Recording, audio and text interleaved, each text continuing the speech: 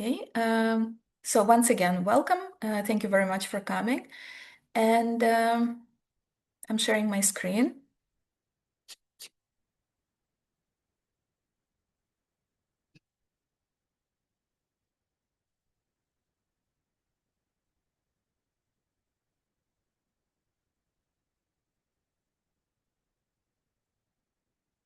Yes, so welcome all to the webinar that we called Female Participation in STEM. And first, I would love to tell you about the project in a couple of words in order for all of us to understand why we're doing what we're doing and how and why and with which help. 𝗏𝗏 is a Horizon project, so it's a research project that lasts for 3 years, and it's actually going to conclude this year, in the end of the year, in December. And for the past 2 and a little bit of years, we were working on the project with the main objective, with the main goal to initiate change and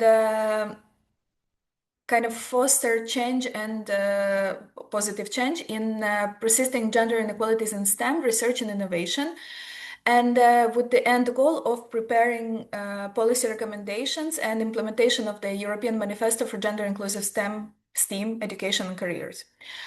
And why are we doing that? We would like to empower underrepresented groups in STEM all over EU, especially in the partner countries.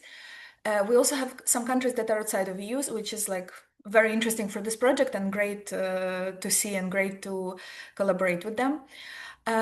We would like to pilot and foster the integration of STEAM approaches in STEM education, and we're also going to speak a little bit about that later.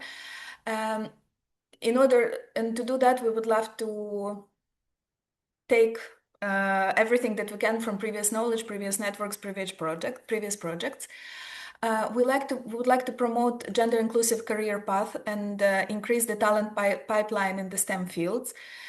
And we would love to support STEM education and STEM education providers, educators, through sharing knowledge, building capacities, remove gender-based barriers, and work on the stereotypes that probably exist still in everywhere, basically. We're doing this to create. This is what we're kind of trying to produce as our end products with the project. We would like to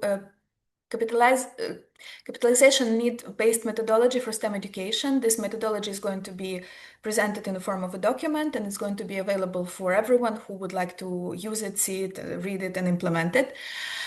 We are going to be preparing guidelines for mentoring program to empower young talents in STEM education. This mentoring program is currently being in the process of implementation and is going to be concluded in a little bit. And it's a mentoring program, firstly, there's the official mentoring program for students.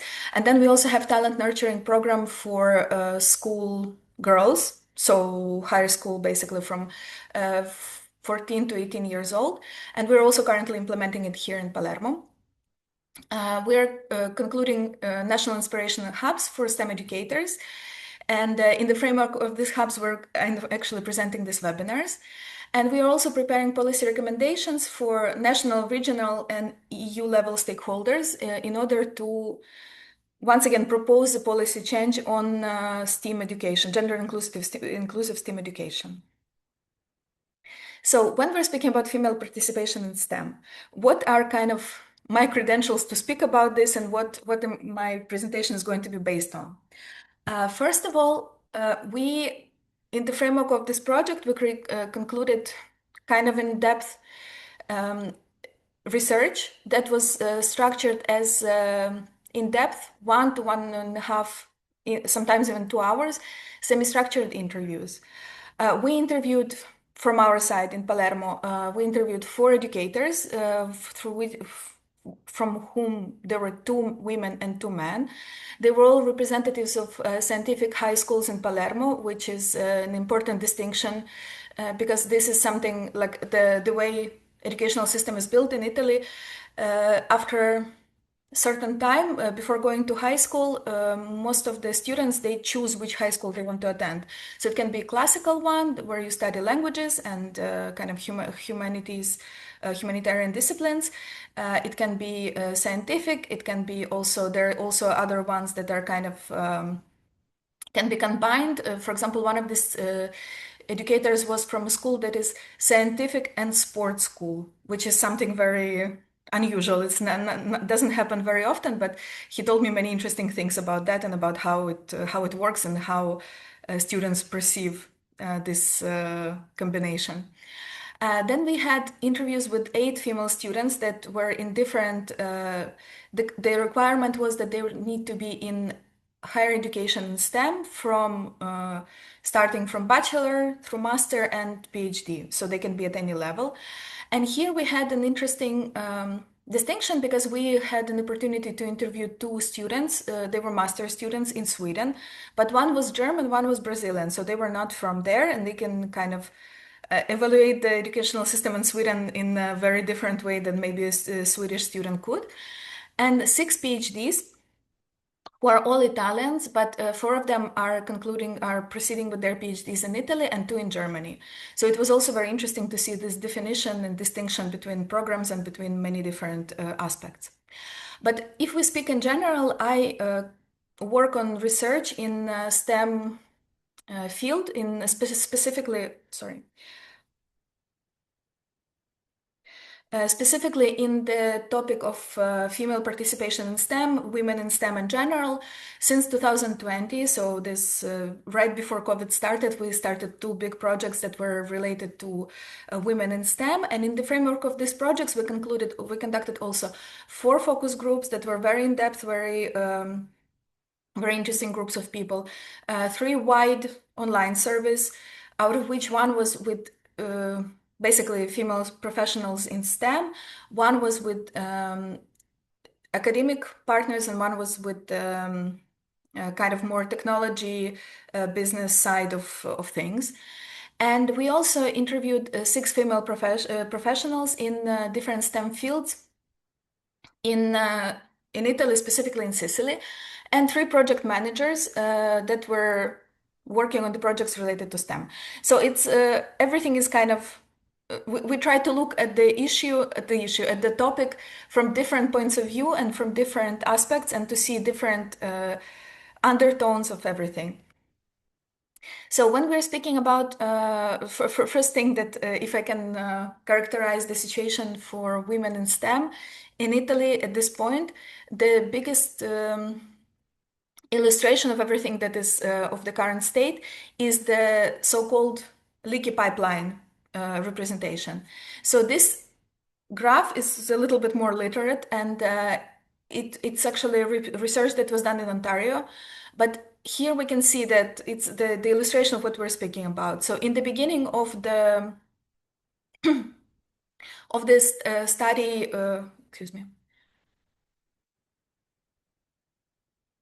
in the beginning of the educational pathway, there are usually, especially in Italy, in STEM fields overall, there are more female students than male students.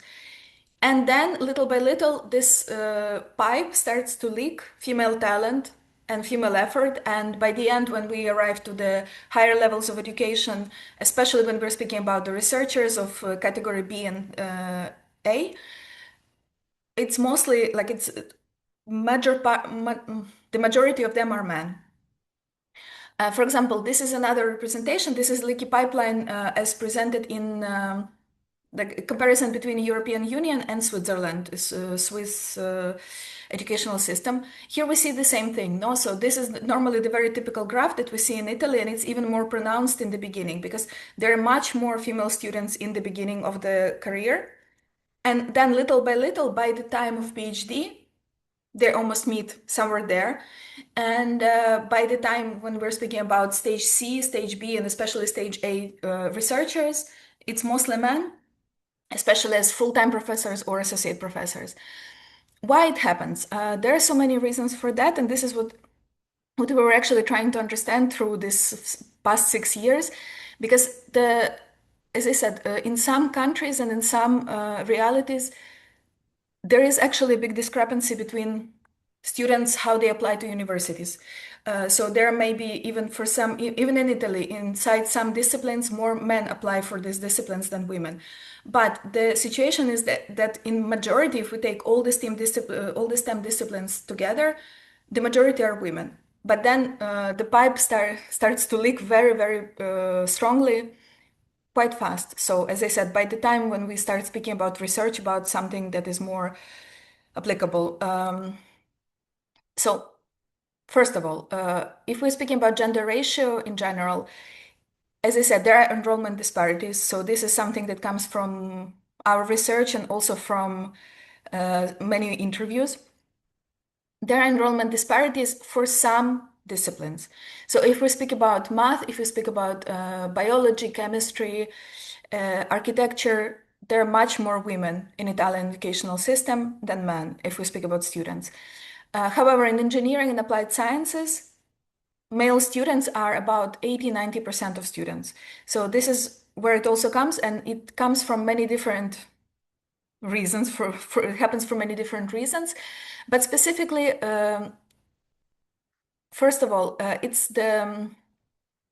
think in our case, it's more of a stereotypical vision of education, especially of engineering. And one of the women with whom we had an interview, she's an architect and an engineer, and she was working with a big company which is, I think it's not Italian owned, I think it was Spanish. And they were working on a big project in the center of Sicily.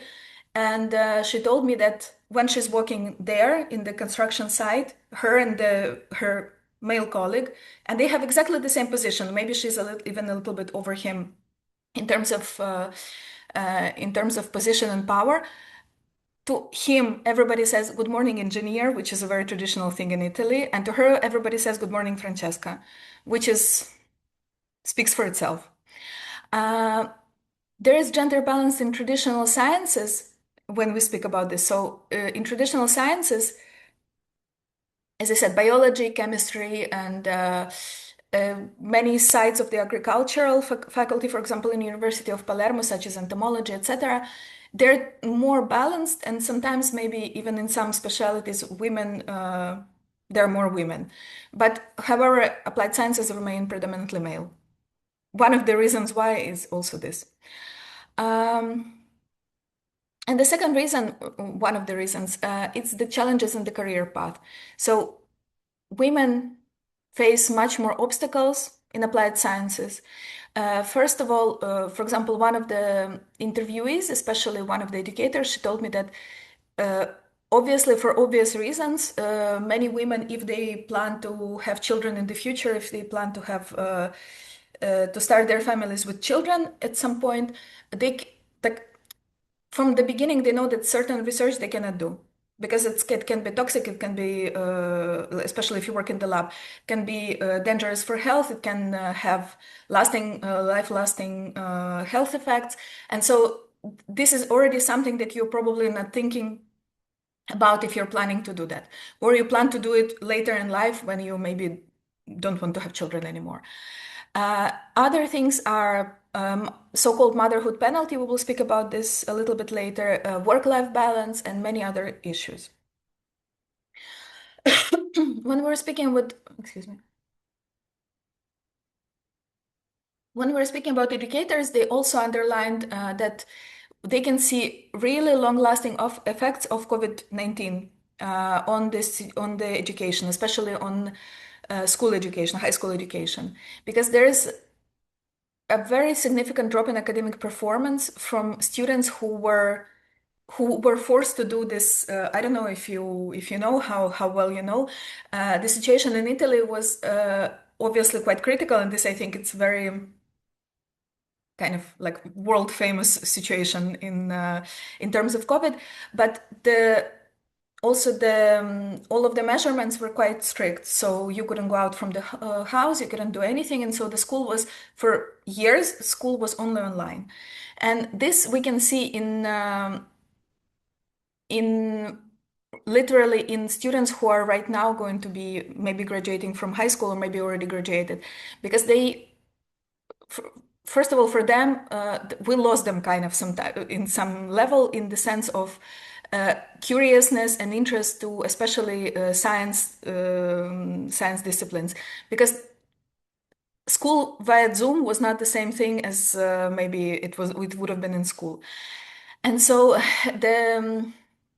the thing that many educators were speaking about is that they see these effects until now. They see that there is a generation that actually suffered through it and it was not addressed properly. So they kind of took this with them. It formed them as students, it formed them as individuals. And there is a need for an educational reform in order to address this in possible future pandemics or any type of situation like that, because literally we were not ready, obviously, for nobody was ready, but it had its effect on students. Another important thing is societal expectations and stereotypes, and this is what I was speaking about a little bit before. So there are many stereotypes in career choices, and society and family sometimes also dictates to girls and to young women what they should study, what is more adapted for women, maybe what is easier for women to do, what is going to be a better choice for them, considering, again, if they want to start a family, if they want to have children, if they want to do something else in their lives. And in many cases, for example, many of the girls with whom I spoke who proceeded to study, to do a PhD in medicine, medicine-related fields, they told me that they were very strongly encouraged sometimes by family or by friends or even by educational system to aim for something like nursing, not to aim for a PhD in I don't know, immunology or something. So this was something that strongly persists and really existent until now in Italian society, and this is something that maybe, especially in cases of maybe more applied sciences, that is not that is kind of discouraging women in choosing STEM careers.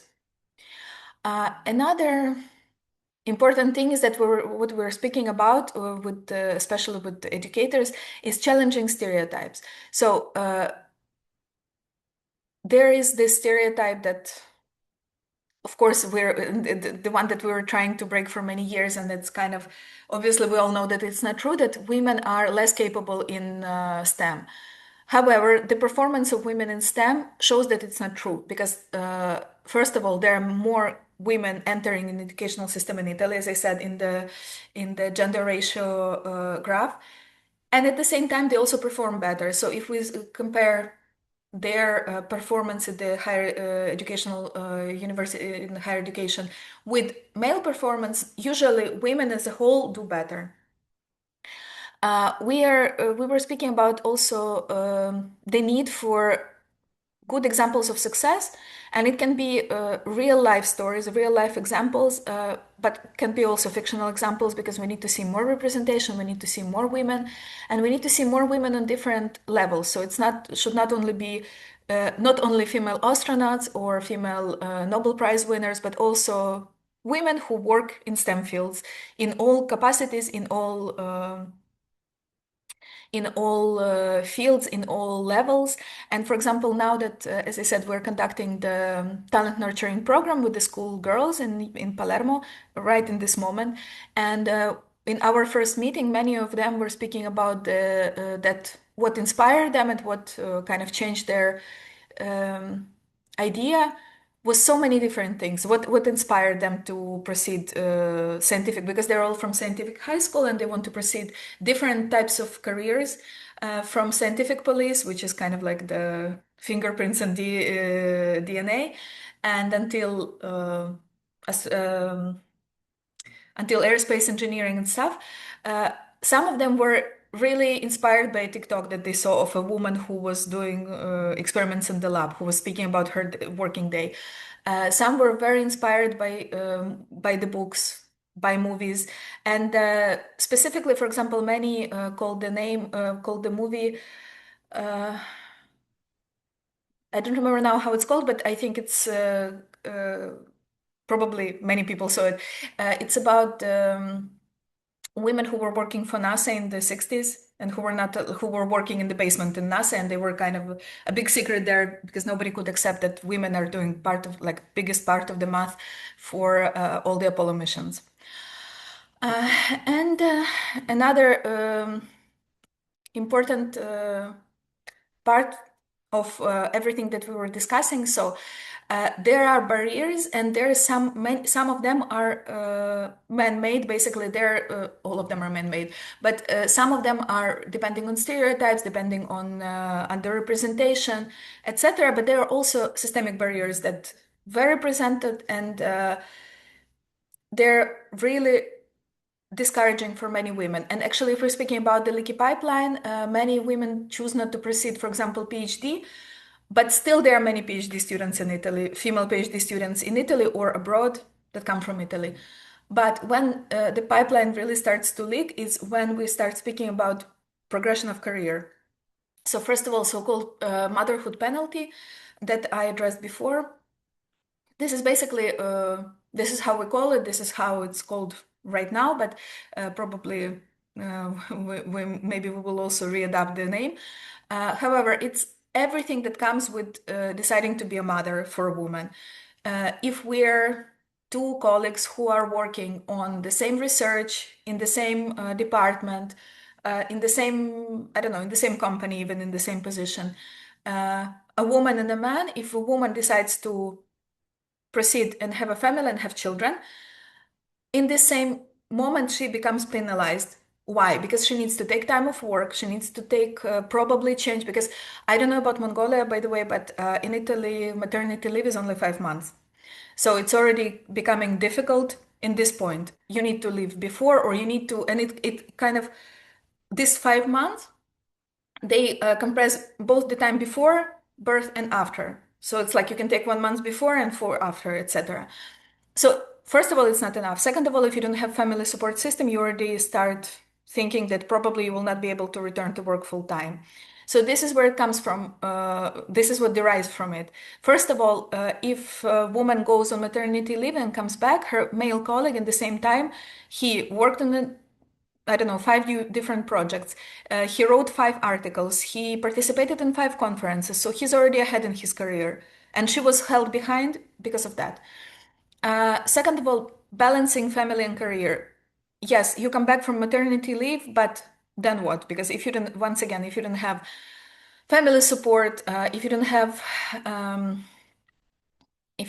a possibility for help, and this is actually also a very big problem in Italy with the kindergartens and help and babysitters and everything. It's a systemic issue. Everybody knows that there are not that many places, and it's very difficult to find. And basically, this is when women start to either leave the profession or choose to work part-time or something. And then there's also a lot of workplace discrimination in the sense of, first of all, again, the stereotypes, know that when you're female, where your male colleague is engineer and you're called by your first name.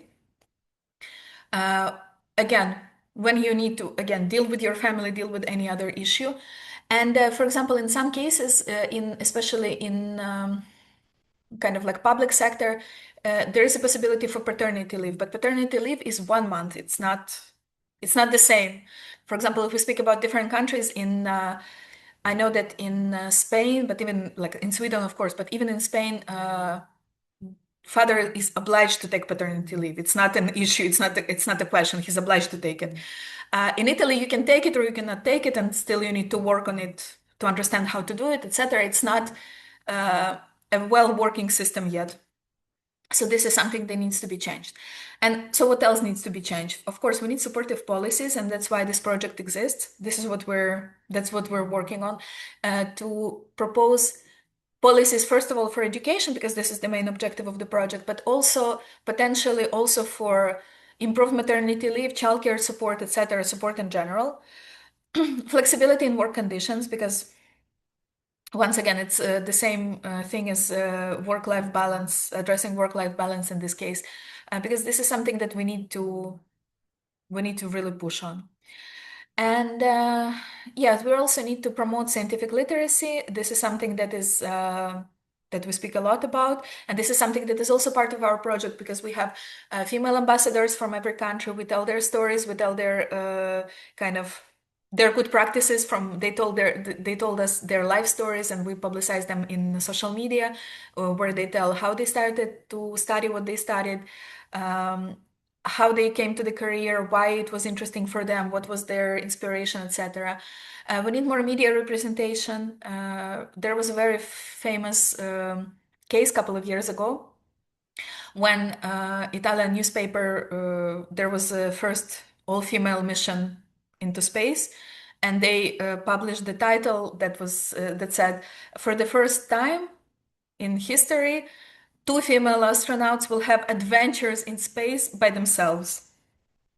So it's kind of like it was a very big deal, and we spoke about this a lot, because it was kind of, it had this infantilization and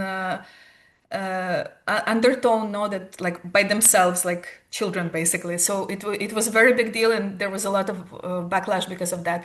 But this is something that is constantly happening, and we always need to keep our hand on the pulse and not allow for it to happen.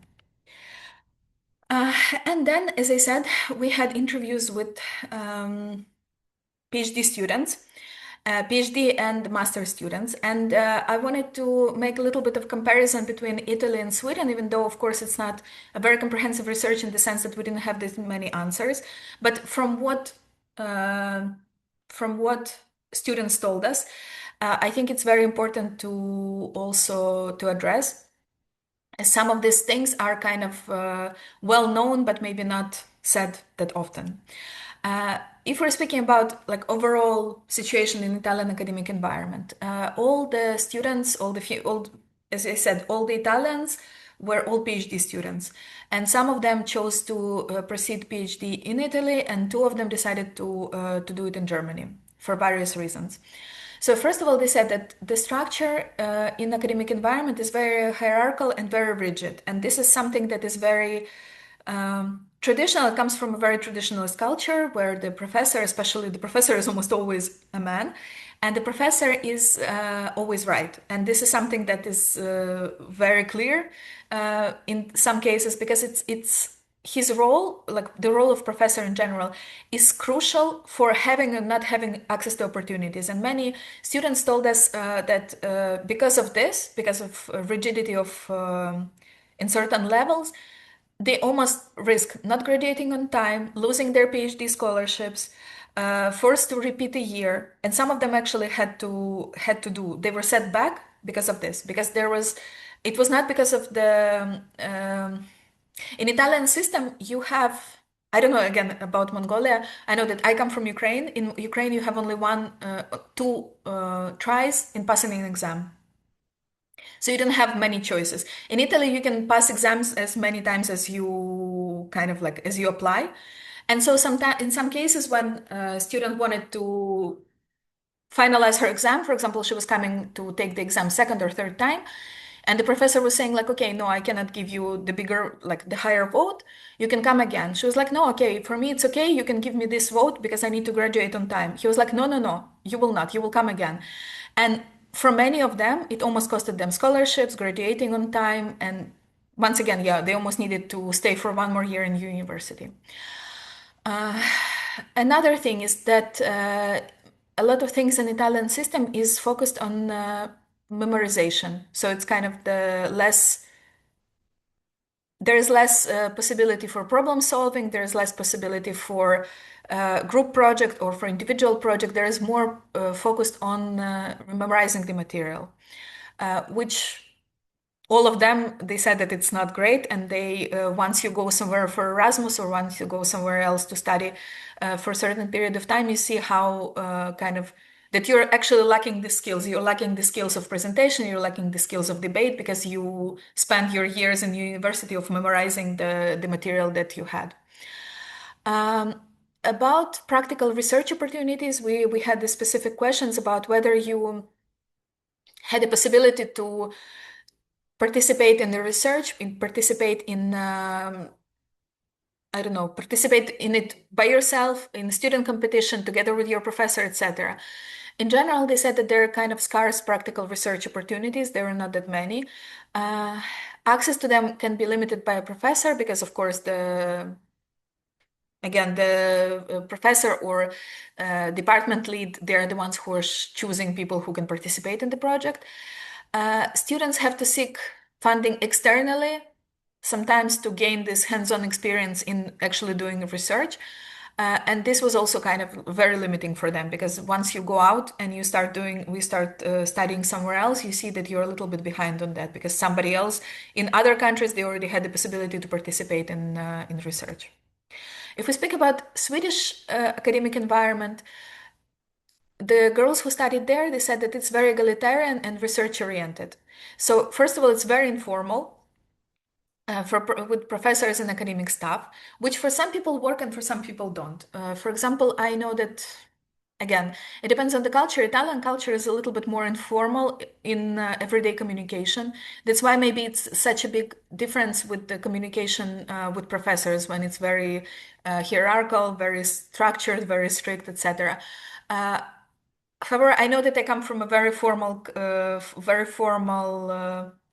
society basically, and I know that for me it will not be okay to go to speak very friendly and very informally with my professor because still they're my professor, they're still person who work in the university. Another thing is that Swedish academic environment was characterized as more more oriented on research practices, and there is more possibility to participate in research projects with student groups, with professors, with the in student competitions, etc.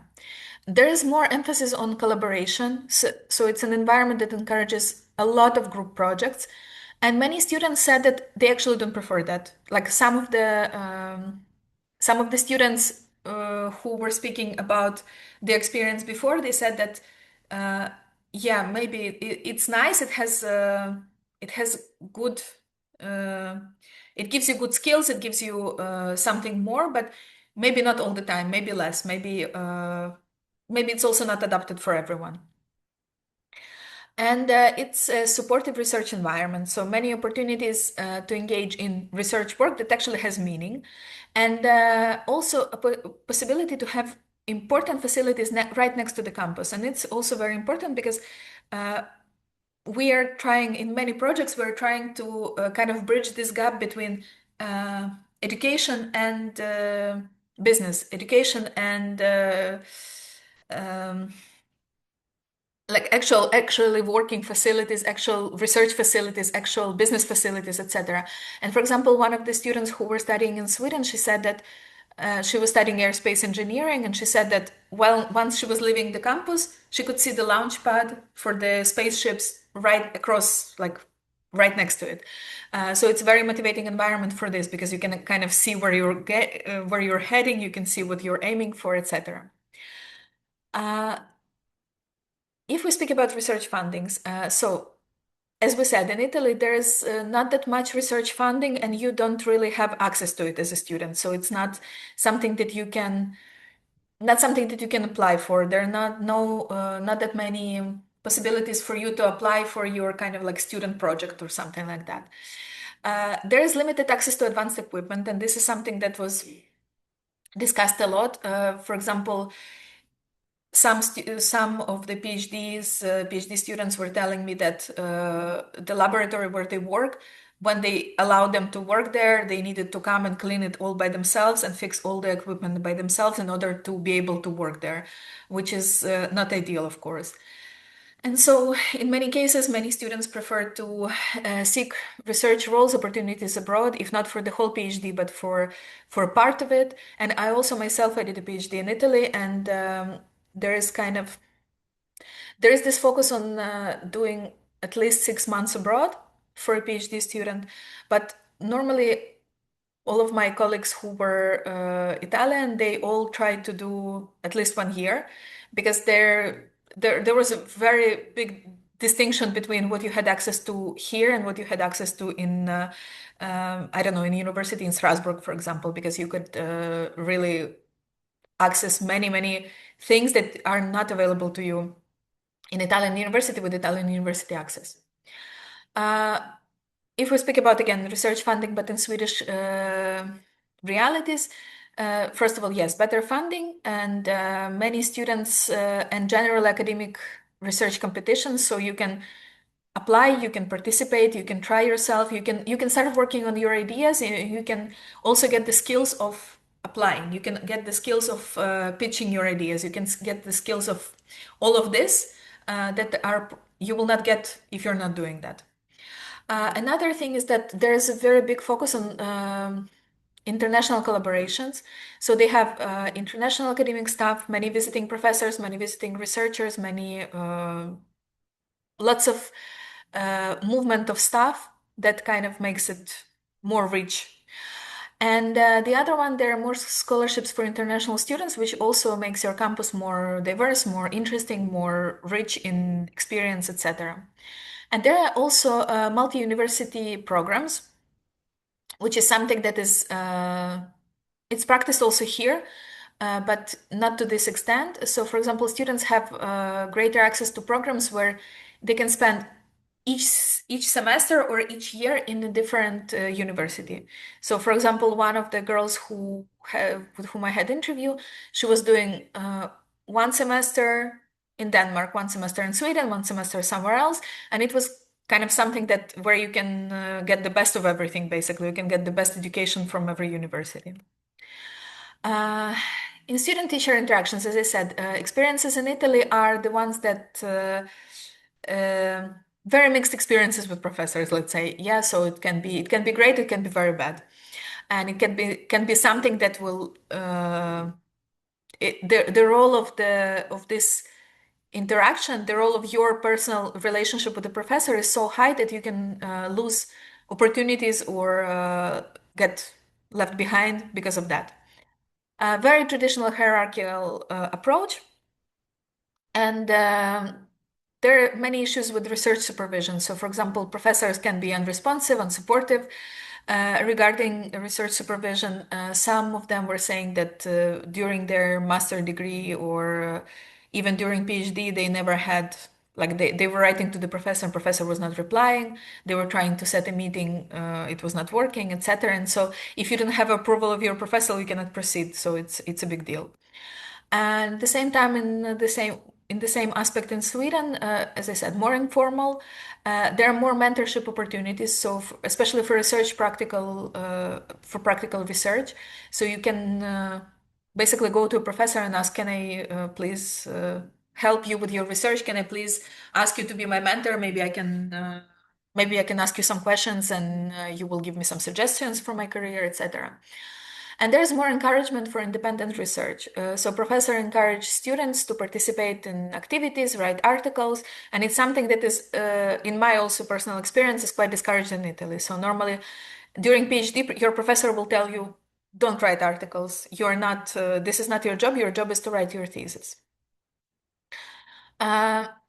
For gender dynamics, in Italy, there is more, at least people with whom I spoke, they noted more sexism in academia, especially in STEM disciplines and in specialized higher education institutions, for example, military institutions, etc.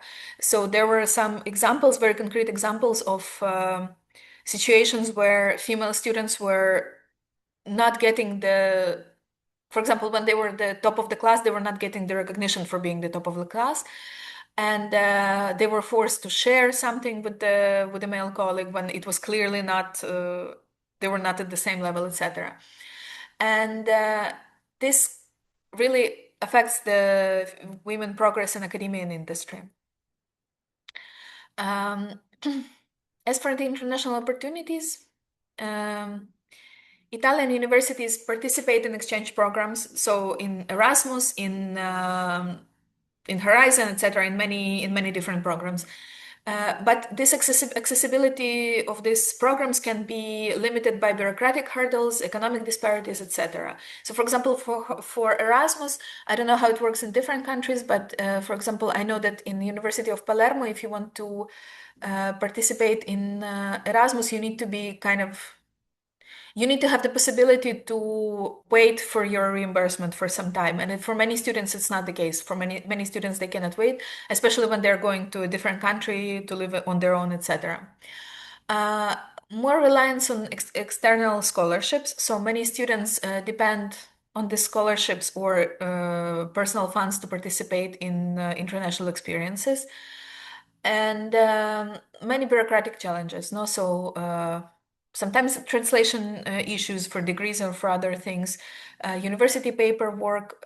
This can sometimes become a challenge for students and become a big obstacle for them to proceed their other opportunities to study. At the same time, in Sweden, they're more, as I said, more focus on internationalized education. Courses are all taught in English, which is, first of all, increasing accessibility for international students. And second of all Swedish students, they speak great English because all of their university is in English.